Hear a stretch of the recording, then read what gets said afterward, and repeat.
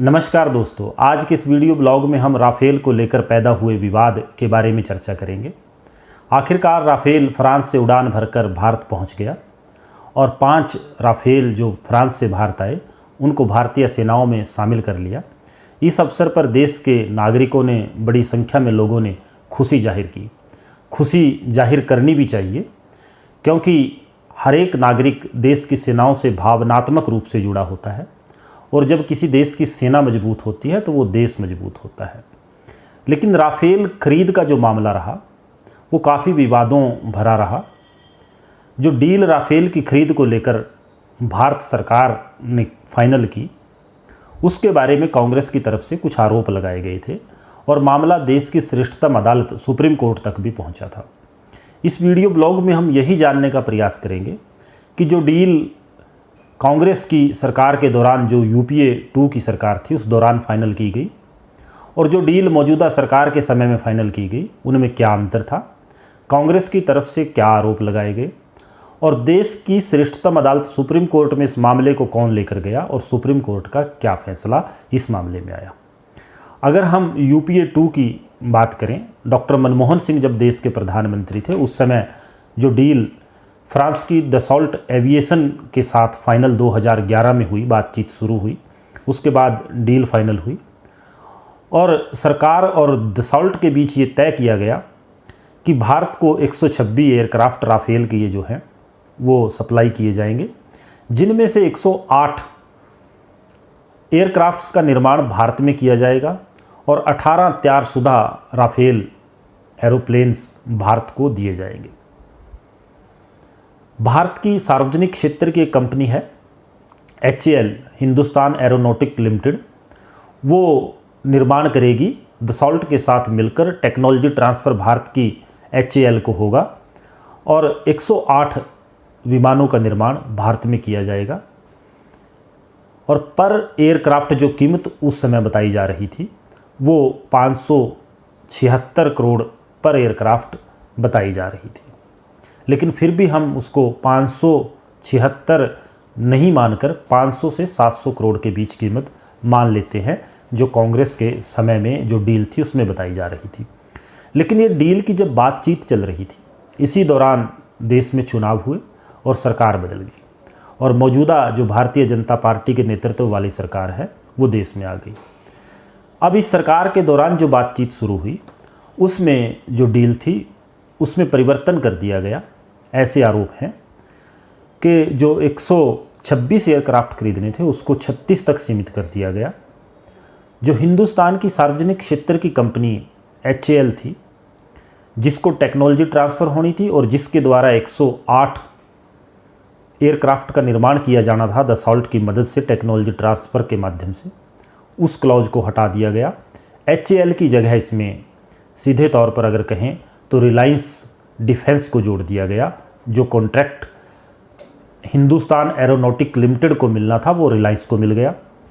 तीसरी जो इसमें कीमत को लेकर सबसे अहम था, संख्या को लेकर ऑफसेट क्लॉज जिसे बोलते हैं। ऑफसेट क्लॉज में जहां HAL थी वहां रिलायंस डिफेंस आ गई और जो तीसरी थी वो कीमत को लेकर थी। कांग्रेस का कहना है कि जो एयरक्राफ्ट उनकी सरकार के दौरान 500 करोड़ रुपए के लगभग खरीदा जाता, उसको मौजूदा सरकार के समय में 1638 करोड़ रुपए का खरीदा गया, क्योंकि देश की रक्षा मंत्री ने एक सवाल के जवाब में कहा था कि जो राफेल डील है वो 59,000 करोड़ की है। अगर 59,000 करोड़ जो टोटल डील है उसको पर एयरक्राफ्ट के हिसाब से देखा जाए तो 1638 करोड़ रुपए का एक एरोप्लेन बनता है। हुआ क्या इस मामले में, जो आरोप लगाए जाते हैं कि देश के प्रधानमंत्री श्री नरेंद्र मोदी जी ने अप्रैल 2015 में फ्रांस को विजिट किया और फ्रांस के दौरे के दौरान उन्होंने और फ्रांस की सरकार ने, भारत और फ्रांस सरकार ने एक साझा बयान जारी किया और इस डील के बारे में उसमें जिक्र आया। लेकिन इसमें जो सबसे मज़ेदार बात है कि इससे एक महीना पहले ही रिलायंस डिफेंस के नाम से मार्च 2015 में एक कंपनी रजिस्टर हुई और इस मार्च 2015 की रजिस्टर्ड कंपनी को इस नया जो सौदा है, जो मसौदा है, इसमें ऑफसेट क्लोज में रिलायंस डिफेंस को इंक्लूड कर लिया गया और सार्वजनिक क्षेत्र की कंपनी HAL को निकाल दिया गया। इसमें सीधे तौर पर जो आरोप लगाए गए वो कीमत को लेकर लगाए गए कि जो एयरक्राफ्ट 500 करोड़ रुपए का खरीदा जा रहा था पुरानी सरकार के समय में, उसको 1638 करोड़ रुपए में खरीदा गया। जो टेक्नोलॉजी ट्रांसफ़र उस समय में HAL हिंदुस्तान एरोनॉटिक लिमिटेड जो एक सरकारी कंपनी है उसको ट्रांसफ़र होनी थी, उसकी जगह रिलायंस जो 1 महीना पहले प्रधानमंत्री जी के दौरे से रजिस्टर हुई मार्च 2015 में, उसको इंक्लूड कर दिया गया HAL की जगह से। कीमत के ऊपर विवाद है। ऑफसेट क्लोज जहां सीधे तौर पर हम कहें HAL को निकाल कर शामिल कर दिया गया है, वहां रिलायंस को, उसके ऊपर विवाद है। रिलायंस डिफेंस को शामिल कर दिया गया है। और तीसरा विवाद प्लेन्स की जो इनकी एयरक्राफ्ट की संख्या है उसको लेकर है। जहां पुरानी सरकार के समय में 126 एयरक्राफ्ट भारत को मिलने थे, नई सरकार के समय में उनकी संख्या घटाकर केवल 36 कर दी गई है। तो सबसे रोचक पहलू जो इस मामले का रहा वो फ्रांस के प्रधानमंत्री का बयान रहा। उन्होंने कहा कि इस डील में जो ऑफसेट क्लॉज के माध्यम से HAL हिंदुस्तान एरोनॉटिक लिमिटेड की जगह रिलायंस डिफेंस को शामिल किया गया है, वो भारत सरकार के कहने पर किया गया है। भारत सरकार ने साफ इनकार कर दिया। उन्होंने कहा कि जो दसॉल्ट एविएशन है उसने वो स्वतंत्र थी कि इस कंपनी को इसमें लेना चाहे, इसलिए उसने HAL की जगह रिलायंस डिफेंस को लिया है। इस मामले में विवाद बढ़ने के बाद ये मामला सुप्रीम कोर्ट पहुंच गया। इस मामले में सुप्रीम कोर्ट के वरिष्ठ वकील ML शर्मा, विनीत ढांडा और संजय सिंह जो आम आदमी पार्टी के सांसद हैं, उन्होंने याचिकाएं PIL के माध्यम से दायर की। और इसी तरह यशवंत सिन्हा, प्रशांत भूषण और अरुण शौरी ने भी एक संयुक्त याचिका दायर कर सुप्रीम कोर्ट से इस मामले में जांच की मांग की। सुप्रीम कोर्ट ने सुनवाई के दौरान सरकार से डिटेल सीलबंद लिफाफे में मांगी, लेकिन जो फैसला सुप्रीम कोर्ट का इस मामले में आया 15 दिसंबर 2018 को, उसमें सुप्रीम कोर्ट ने इस मामले में इंटरफेयर करने से इनकार कर दिया। सुप्रीम कोर्ट ने कहा क्योंकि ये मामला सेंसिटिव डिफेंस डील से जुड़ा है, उसके क्षेत्राधिकार में नहीं आता और वो ये डिसाइड नहीं कर सकते कि सरकार को कितने एयरक्राफ्ट खरीदने हैं, किस कीमत पर खरीदने हैं, उनका स्पेसिफिकेशन क्या होना चाहिए। ये सुप्रीम कोर्ट के क्षेत्राधिकार के दायरे में, जुरिस्डिक्शन में सुप्रीम कोर्ट के नहीं आता और इस मामले में सुप्रीम कोर्ट ने इंटरफेरेंस करने से इनकार कर दिया। सुप्रीम कोर्ट की सुनवाई के बाद इस मामले में एक और रोचक पहलू उस समय सामने आया जब राहुल गांधी ने एक प्रेस कॉन्फ्रेंस के माध्यम से देश की जनता को बताया कि जो सुप्रीम कोर्ट का फैसला है उसमें CAG की रिपोर्ट और PAC की रिपोर्ट का जिक्र है। और PAC के चेयरमैन जो मल्लिकार्जुन खड़गे हैं मेरे पास बैठे हैं, आप इनसे पूछ लीजिए कि कब इनके पास वो रिपोर्ट आई, कब वो जांच इन्होंने की या CAG की जांच की रिपोर्ट इनके पास आई। लेकिन जब ये विवाद काफ़ी बढ़ गया तो सरकार की तरफ से सफाई आई एक बार फिर कि क्योंकि ये टाइपोग्राफिकल मिस्टेक है, हमने नहीं कभी भी CAG और PAC की रिपोर्ट या जांच रिपोर्ट का जिक्र किया। यहाँ भी राहुल गांधी के आरोप से ही निकले। राफेल डील 59,000 करोड़ रुपए की डील है।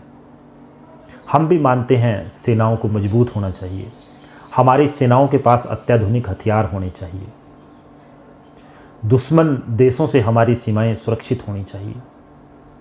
लेकिन एशिया के इस क्षेत्र में जहाँ ज़्यादातर देश विकासशील हैं, जिनके सामने उनके लोगों को रोज़गार देने का लक्ष्य होना चाहिए, जिनके सामने गुर्बत गरीबी को कम करने का लक्ष्य होना चाहिए, जिनको अपनी अर्थव्यवस्थाओं को विकास की पटरी पर लेकर आना चाहिए, आखिरकार वो देश सीमाओं पर विवाद पैदा कर क्यों अपने नागरिकों के हक अधिकार को छीन रहे हैं, हथियारों की मंडी मैं कहूँगा इस एशिया क्षेत्र को बनाकर।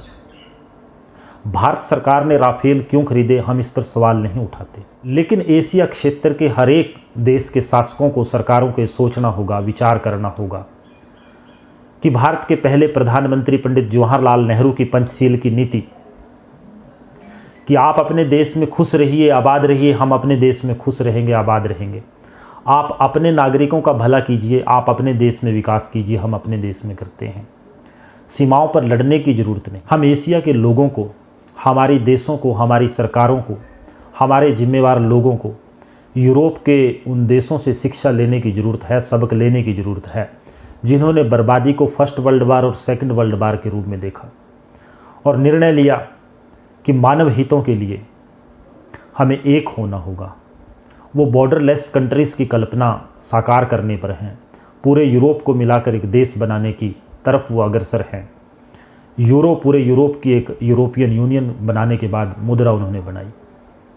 अगर आपसी लड़ाइयों में कुछ लाभ होता, कुछ फ़ायदा होता, तो वो लोग जिन्होंने फर्स्ट वर्ल्ड वार और सेकंड वर्ल्ड वार लड़ने के बाद शांति की तरफ जाना बेहतर समझा, वो लोग और तीसरी लड़ाई की तैयारी कर रहे होते। लेकिन कुछ लोगों की साजिश ने एशिया के इस क्षेत्र में ऐसे हालात पैदा कर दिए कि हम अपने नागरिकों की कीमत पर, चाहे वो भारत हो, पाकिस्तान हो, चीन हो या दूसरे देश एशिया के हों, हथियारों की मंडी बन चुके हैं। आप सोचिए, विचार कीजिए, हमारी सरकारों को भी, चाहे वो भारत की हों, पाकिस्तान की हों या दूसरे पड़ोसी राज्यों की हों, उनको भी सोचने और विचार करने की ज़रूरत है। एशिया अफ़गानिस्तान को देख चुका है कि हमारे लिए हमारे नागरिक और नागरिक अधिकार सबसे अहम और सबसे पहले होने चाहिए।